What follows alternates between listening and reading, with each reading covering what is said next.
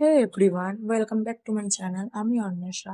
তো আজকে তোমাদের সাথে শেয়ার করবো আমি সারাদিন কি কি করি। তো সকালবেলা উঠেই ব্রাশ করে নিয়েছিলাম, তারপর ওয়েদারটা খুব ভালো ছিল, সেটাই বাইরে দেখছিলাম। তারপর ফুল গাছগুলোর সামনে একটু টাইম কাটাচ্ছিলাম। সকালবেলা উঠে আমার রেগুলার কাজ হচ্ছে গরম জল খাওয়া লেবু দিয়ে, তো সেটাই খাচ্ছিলাম। দেন চা খাবো, কারণ চা না খেলে আমার সকালটা সত্যি খুব বোরিং লাগে। দেন চা খেয়ে নিয়েছিলাম। তারপর আজকে ছিল কম্পিউটারে আমাদের এক্সাম, তো কম্পিউটার এক্সাম দেওয়ার জন্যই রেডি হচ্ছিলাম। তো এক্সাম মোটামুটি ভালোই হয়েছে।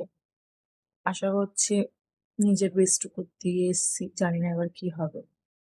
তো তারপর ওখান থেকে ফিরে কম্পিউটারে থেকে বেরোর সময় ওয়েদারটা জাস্ট এনজয় করছিলাম, কারণ ওয়েদারটা আজকে সত্যি কথা বলবো খুব ভালো ছিল। কিন্তু আমি ঘরে ঢোকার পরই হুট করে রোদ এসে গেছে, কেন জানি না। ঠিক আছে।